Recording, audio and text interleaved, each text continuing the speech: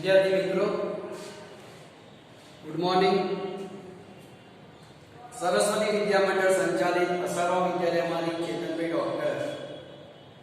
आज हूँ आपने धोरण 12 अर्थशास्त्रमां प्रकरण 8 कृषि क्षेत्र विषय આપણે ફર્સ્ટ વિડિયો રજૂ કરી દીધો। એનો બીજો પાર્ટ થોડીક ચર્ચા પહેલાની કરી દઈએ કે આ પ્રકરણમાંથી 5 માર્કનો પ્રશ્ન અચૂક પૂછાય છે। કાં તો કૃષિ ક્ષેત્રને અર્થતંત્રની કરોડરજ્જુ કહેવામાં આવે છે, તેનું મહત્વ સમજાવો।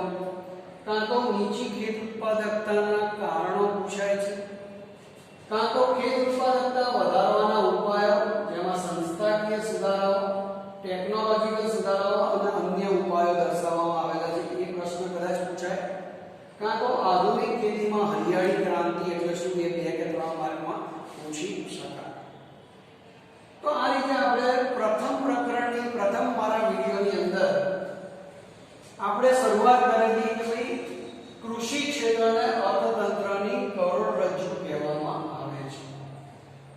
અને બીજો પોઈન્ટ આપણે ચર્ચા કરી હતી કે કૃષિ ક્ષેત્રની વર્તમાન સ્થિતિ અથવા તેનું મહત્વ જણાવો। એમાં આપણે નીચેના મુદ્દાઓનો અભ્યાસ કરેલો કે ભાઈ રાષ્ટ્રીય આવકમાં ફાળો, રોજગારી, નિકાસ આવક, જીવન ધોરણ, કૃષિ ઉત્પાદનમાં વૃદ્ધિ અને ઔદ્યોગિક વિકાસનો પાયો। આ 5 મુદ્દા 6 મુદ્દાનો આપણે અભ્યાસ કર્યો હતો। હવે આપણે નવો મુદ્દો ચાલુ કરીએ કે ભાઈ નીચી ખેત ઉત્પાદકતાના કારણો કયા કયા છે। આપણે જોયું કે ભાઈ આપણે ત્યાં ખેત ઉત્પાદકતા તો વધારે છે, એનું મુખ્ય કારણ એ છે કે ગામડામાં રહેનારી વસ્તી અત્યારના સંજોગોમાં પણ વધારે છે। ગામડાઓને શહેરોમાં બદલવામાં આવ્યા અમુક ગામડાઓને, તેમ છતાં પણ આજે પણ 50% કરતા વધારે વસ્તી ગામડાઓમાં વસે છે અને એમનો મુખ્ય આધાર ખેતી ઉપર છે। તેમ છતાં પણ રાષ્ટ્રીય આવકમાં કૃષિ ક્ષેત્રનો ફાળો દિવસે દિવસે ઘટતો જાય છે। ખેત ઉત્પાદકતા નીચી રહે છે। શા માટે? ખેત ઉત્પાદકતા નીચી રહેવી એટલે શું કે જે આપણી પાસે જે જગ્યા છે, જે ખેતર છે, એ ખેતરમાંથી જેટલો પાક આપણે પ્રાપ્ત કરી શકીએ એ કાં તો ઓછા પ્રમાણમાં થાય છે, કાં તો એ પાકનો નાશ થઈ જાય છે, કાં તો એ પાક ઉત્પન્ન કરનારને આર્થિક ફાયદો જેટલો થવો જોઈએ એટલો થતો નથી। આને કહેવાય નીચી ખેત ઉત્પાદકતાના કારણો। કયા કયા છે? તો કે સંસ્થાકીય પરિબળો છે, ટેકનોલોજીકલ પરિબળો છે અને અન્ય પરિબળો છે। આપણે ત્રણેય પરિબળોને એક પછી એક સમજવાનો પ્રયત્ન કરીશું। નીચી ખેત ઉત્પાદકતાના કારણોમાં આ 3 બાબતો મહત્વની છે। એમાં સૌથી પહેલું સંસ્થાકીય પરિબળો। સંસ્થાકીય પરિબળો એટલે શું કે સરકાર દ્વારા કેટલાક એવા પગલાં લેવામાં આવે, અથવા તો આપણી સરકાર, આપણે આઝાદ થયા પહેલા કોણ આપણું રાજ ચલાવતું? તો કે અંગ્રેજો દ્વારા રાજ ચલાવવામાં આવતું। તે અંગ્રેજો દ્વારા એ પછી આયા રાજાઓ, પહેલા રાજાઓ હતા, રાજાઓ પાસેથી રાજ લઈને અંગ્રેજો આયા અને અંગ્રેજોએ આપણે ત્યાં 200 વર્ષ જેવું રાજ્ય કર્યું અને ત્યારબાદ પછી જે આવ્યું આપણી સરકાર રચાઈ એ આપણી ભારત સરકાર રચી। તો આ ત્રણેય જણા દ્વારા જે કાર્યો કરવામાં આવે, જે પગલાં લેવામાં આવે એ પગલાંને આપણે સંસ્થાકીય પરિબળો તરીકે ઓળખીએ છીએ। તો આ સંસ્થાકીય પરિબળો શું છે?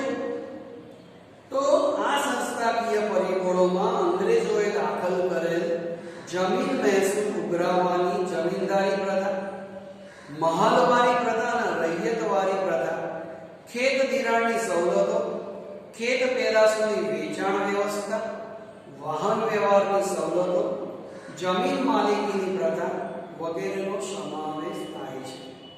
આવા સંસ્થાકીય પરિબળો અવરોધક અથવા નકારાત્મક રહેવાને કારણે ભારતમાં ખેતી ક્ષેત્રે નીચી ઉત્પાદકતા જોવા મળે છે।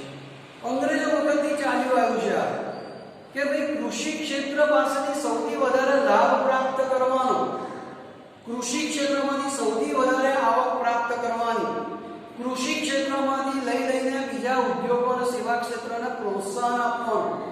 કૃષિ ક્ષેત્રમાં કાર્ય કરતા લોકોને રોજગારી પણ પૂરી આપવાની નહીં. પહેલાના જમાનામાં કેવું હતું કે જમીનદારી પ્રથા, એ જમીનદારી પ્રથા એટલે શું કે મોટા મોટા જમીનદારો પાસે મોટા પ્રમાણમાં જમીનો રહેતી. એમ કહી શકાય કે 90% જમીન એ ફક્ત 10% એવા 8 થી 10% એવો વર્ગ હતો જે જમીનદાર કહેવાતા હતા, મોટા મોટા જમીનદારો.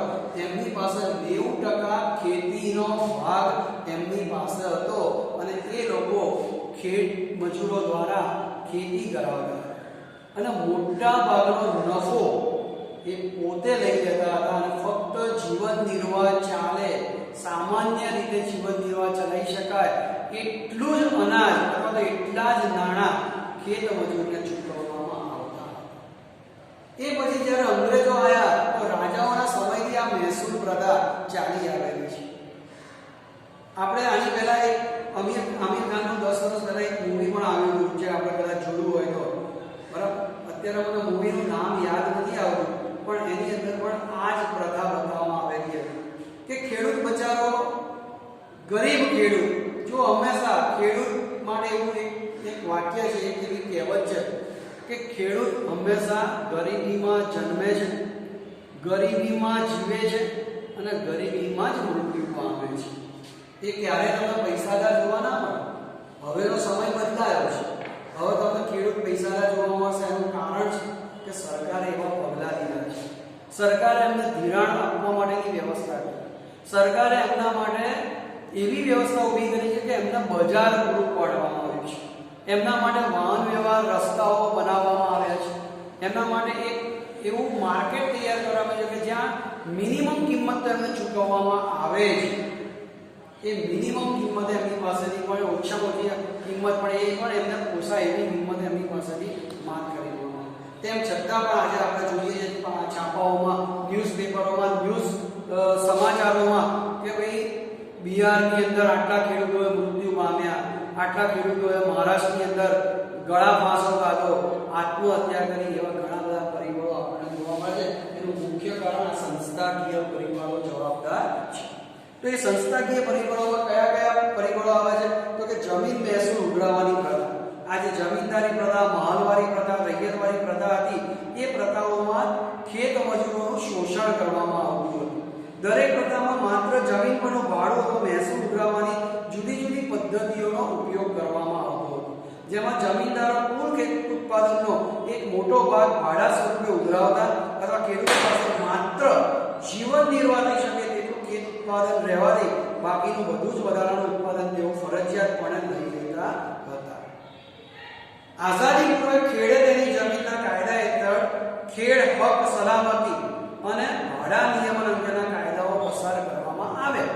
જ્યારે આપણો દેશ આઝાદ થયો ત્યારે દેશને ખબર પડી, દેશના સંચાલન કરનાર નેતાઓને ખબર પડી કે ભાઈ આમાં તો ફક્ત ને ફક્ત આ જે બધી પ્રથા છે, જે ઉઘરાણી કરવાની જે પ્રથા છે, જે શું કહેવાય કે ભાઈ મહેસૂલ ઉઘરાવવાની જે પ્રથા છે, એ પ્રથા, જમીનદારોની જે પ્રથા છે, એ બધી હવે રદ કરવી પડશે અને જે માણસ ખેતી કરે એ ખેડે તેની જમીન, એ સૂત્ર તો તૈયાર કરવામાં આવ્યું.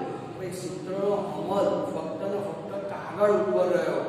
એ અમલ વાસ્તવિકતામાં લાવી શક્યા નહીં. તો એને કારણે આ પ્રશ્નનો કોઈ ઉકેલ આવ્યો નહીં. સંપૂર્ણપણે આ કાયદાઓનો અમલ ન થવાને કારણે ખેડૂતોને શોષણ મુક્ત કરી શકાયા નથી અને સરવાળે કૃષિ ક્ષેત્રમાં નીચી ઉત્પાદકતાનો પ્રશ્ન વિકટ બન્યો છે. મુખ્ય શું છે? સંસ્થાકીય પરિબળો જવાબદાર છે. જમીનદારી પ્રથા છે કે વેરો ઉઘરાવવાની પ્રથા છે, એ પ્રથાને નાબૂદ કરવી જોઈએ. વધુને વધુ એ લોકોને છૂટછાટો આપવી જોઈએ. બરાબર. એ પછી છે ટેકનોલોજીકલ પરિબળો.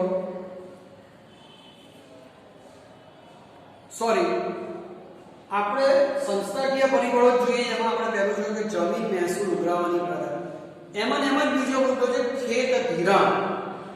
ખેત ધિરાણ એટલે શું? કે ખેડૂત પાસે ક્યારેય પૈસા હોતા નથી. એ હંમેશા ગરીબનો ગરીબ જ હોય છે. એને ખેતી કરવા માટે એક તો કુદરત ઉપર એટલે કે ભગવાન ઉપર આધાર રાખવો પડે, વરસાદ ઉપર આધાર રાખવો પડે. વરસાદ આવે તો એના માટે શું શું જોઈએ? તો કે ભાઈ બિયારણો જોઈએ, ખેતી કરવા માટેના સાધનો જોઈએ, પાણીની વ્યવસ્થા જોઈએ જો વરસાદ ના પડે તો, સુધારેલા બિયારણો જોઈએ, જંતુનાશક દવાઓનો ઉપયોગ કરવા માટે યુરિયા જોઈએ. આ બધી વસ્તુઓ જોઈએ. તો શરૂઆતમાં એ શું કરે છે કે આવી બધી વસ્તુઓ પ્રાપ્ત કરવા માટે એક ધિરાણ પ્રાપ્ત કરવું જરૂરી બને છે. અને આ ધિરાણ મોટા ભાગે કોણ આપે? જે શરાફ પેઢીઓ છે, જે ખાનગી શરાબી પેઢીઓ. શરૂઆતના સમયની વાત કરું તો ખાનગી શરાબી પેઢીઓ આ લોકોને ઉછીના નાણાં આપતા હતા, પણ એની સામે ઘણા બધું વ્યાજ વસૂલ કરતા હતા. વ્યાજ ના આપે તો એની જમીન પડાઈ દેતા હતા. આવું આપણે પહેલાના મૂવીમાં જોયેલું છે. મધર ઇન્ડિયા કરીને પિક્ચર આવેલું, એમાં પણ આપણે આ જોયેલું છે. બરાબર કે ભાઈ સંજય દત્તના પિતાજી જે છે એ આ પિક્ચરના હીરો હોય છે અને એની અંદર કેટલી તકલીફો પડે છે. એ લોકો પાસે ખેડવા માટે જમીન હોય છે, પણ એ ખેડવા માટે જમીન માટે જે બિયારણો કે જે કંઈ વસ્તુઓ લાવવી પડે એ વસ્તુઓ માટે એક શરાબ ઉપર આધાર રાખે છે. એ શરાબ એમને ભણેલા તો હોતા નથી આ લોકો, એટલે એમની પાસેથી અંગૂઠો પડાઈ લઈને એમની પાસેથી એમના ખેતરો, એમના ઘર એ બધું પડાઈ દેવામાં આવે છે.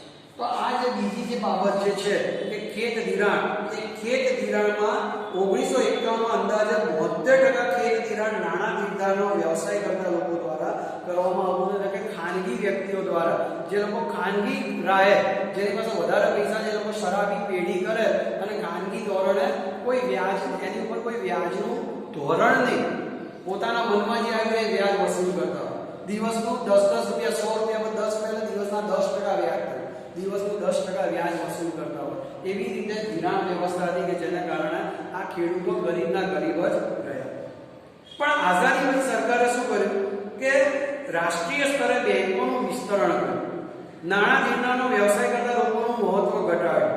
1975 થી પ્રાદેશિક ગ્રામીણ બેંકોનું અને 1982 થી નાબાર્ડનું આખું નામ છે, અહીંયા હું લખું છું, NABARD.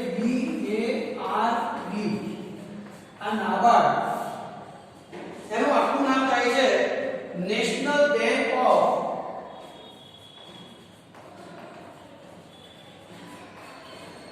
નેશનલ બેંક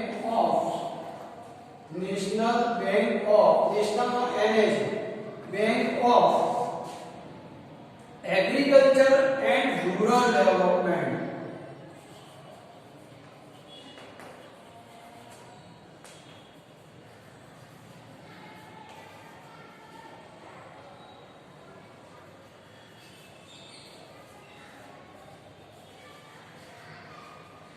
આને તમે અંગ્રેજીમાં પણ લખી શકો. સમજી લેજો, જરૂરી નથી કે તમારે ગુજરાતીમાં પણ લખી શકો. National bank of agriculture and rural development એટલે નાબાર્ડ. એક માર્કમાં આ પ્રશ્ન પૂછાય છે, નાબાર્ડનું આખું નામ જણાવો અથવા તો એનો અર્થ જણાવો. નાબાર્ડ એટલે શું? બરાબર, એટલા માટે મેં અહીંયા લખેલું છે. એની રચના સંસ્થાકીય ખેત ધિરાણનો વ્યાપ વધાર્યો છે.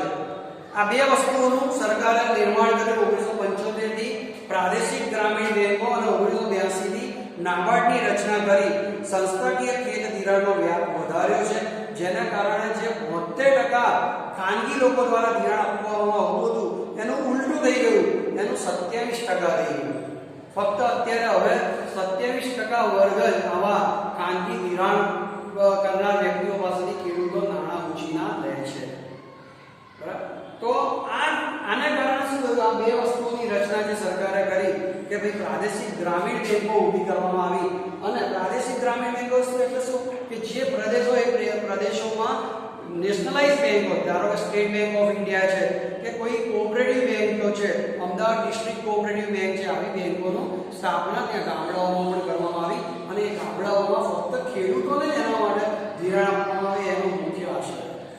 તો એ દ્વારા આપણા ખેત ધિરાણનો પ્રશ્ન, જેને કારણે ખેડૂતોનું શોષણ થતું હતું, એ એક એનો બીજો પ્રશ્ન સંસ્થાકીય પરિબળોમાં આપણે જે કહી શકાય એ બાબત, એ આ ખેત ધિરાણ પણ એટલું મહત્વ ધરાવે છે.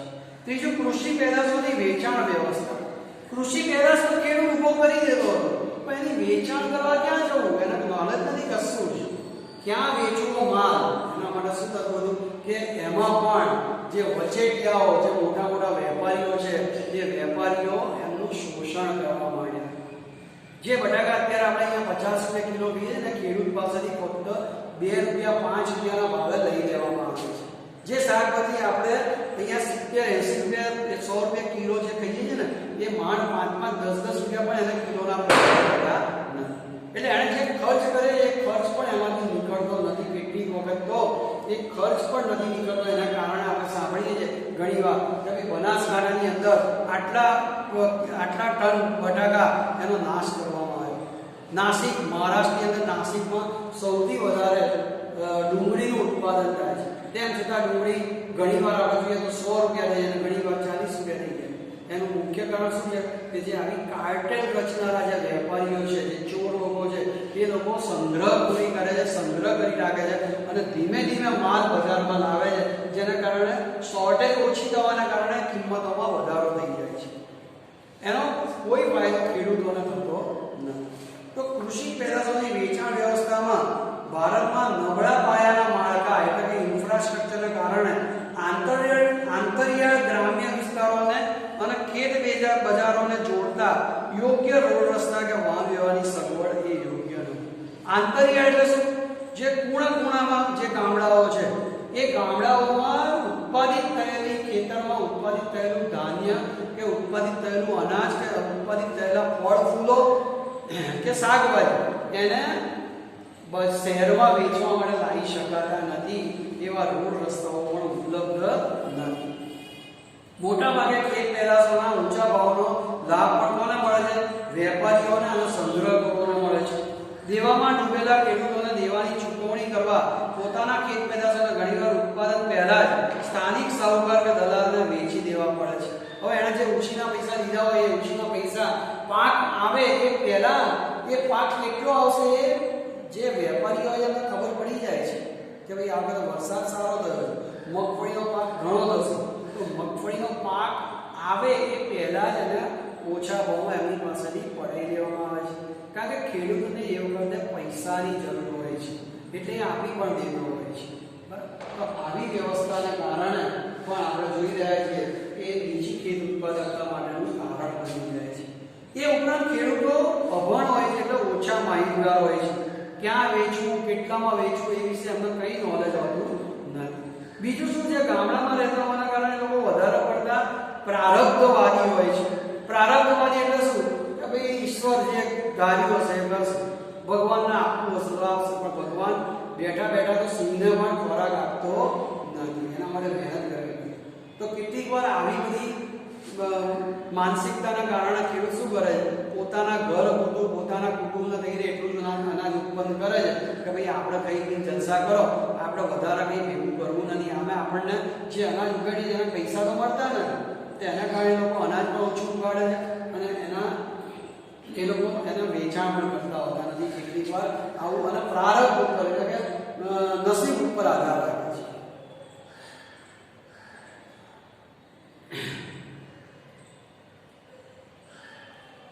તેઓમાં આર્થિક વિકાસ કરવા માટે, ખેતીનો વિકાસ કરવા માટે, આવકમાં વૃદ્ધિ કરવા જેવી પ્રેરણાઓ એમનામાં હોતી નથી. તેના કારણે ગ્રામ્ય અર્થતંત્રનું કેન્દ્ર એવું કૃષિ ક્ષેત્ર નીચી ઉત્પાદકતા ધરાવે છે. હવે આપણે વાત કરીએ આ અત્યાર સુધીની જે વાત કરી એ સંસ્થાકીય પરિબળો, સરકાર તરફથી જે ઉઘરાવવામાં આવતું હતું, જમીનદારી પ્રથા હતી, એ ઉપરાંત જે ધિરાણ મેળવવામાં આવતું હતું એમાં પણ સરકાર દ્વારા ઓછું પ્રાપ્ત થતું હતું, સાહુકારો દ્વારા વધારે પ્રાપ્ત થતું હતું. એ ઉપરાંત આપણે જોયું કે કૃષિ પેદાશોની વેચાણ વ્યવસ્થામાં તકલીફો ઊભી થતી હતી. બરાબર? તો એ બધી વસ્તુઓ એને સંસ્થાકીય પરિબળો કહેવામાં આવે છે અને એ સંસ્થાકીય પરિબળો નીચી ખેત ઉત્પાદકતાનું કારણ બને છે. બીજી બાબત છે ટેકનોલોજીકલ પરિબળો. કયા કયા છે ટેકનોલોજીકલ પરિબળો? કે ભારતમાં કૃષિ ક્ષેત્રમાં પાકની બાબતમાં પરંપરાગત એવી જૂની ઉત્પાદન પદ્ધતિનો ઉપયોગ આપણને જોવા મળે છે. ખેતીના જૂના સાધનો એટલે કે બળદ દ્વારા ખેતી કરાવી. પહેલાના જમાનામાં તો માણસ પોતે હળ પોતાના ખભા પર રાખીને કરતો હતો, એ પછી એના પશુઓનો ઉપયોગ કર્યો, એમાં બળદનો ઉપયોગ કર્યો અને બળદ દ્વારા ખેતી કરાવતો હતો. હજુ પણ કેટલાક લોકો નવા નવા સાધનો એટલે કે ટ્રેક્ટર અને ટ્રેલર જેવા સાધનોનો ઉપયોગ નથી કરતા, પણ પશુ દ્વારા અથવા વ્યક્તિ દ્વારા, મજૂર દ્વારા એમાં મજૂરી કરાવતા હોય છે. જૂનવાણી વિચારધારાઓ, પદ્ધતિઓ વગેરે કૃષિ ક્ષેત્રને નબળું બનાવે છે. વર્તમાન સમયમાં પણ ભારતમાં ખેડૂતો ટ્રેક્ટરને બદલે હળ અને બળદનો ઉપયોગ કરે છે. સુધારેલા બિયારણને બદલે પરંપરાગત બિયારણોનો ઉપયોગ કરે છે કે જે નીચી ખેત ઉત્પાદકતા માટે જવાબદાર છે. રાસાયણિક ખાતરોની જગ્યાએ છાણિયા ખાતરનો ઉપયોગ કરે છે કે જેના કારણે વધારે ધાન્ય પ્રાપ્ત કરી શકાતું નથી. ઓછી ઉત્પાદકતાનો પ્રશ્ન ત્યાં પણ ઊભો રહે છે. પાક સંરક્ષણ માટે, પાકનો બચાવ કરવા માટે, જીવજંતુઓથી બચાવ કરવા માટે જંતુનાશક દવાઓ અને નવીન પદ્ધતિઓનો ઉપયોગ ખૂબ જ ઓછા પ્રમાણમાં કરે છે, જેથી ભારતનું કૃષિ ક્ષેત્ર મંદ ગતિએ આગળ વધે છે. તો આ બીજી બાબત થઈ ટેકનોલોજીકલ પરિબળો. અને ત્રીજી બાબત છે અન્ય પરિબળો, જેમાં વસ્તીનું ભારણ દિવસે દિવસે વધતું જાય છે.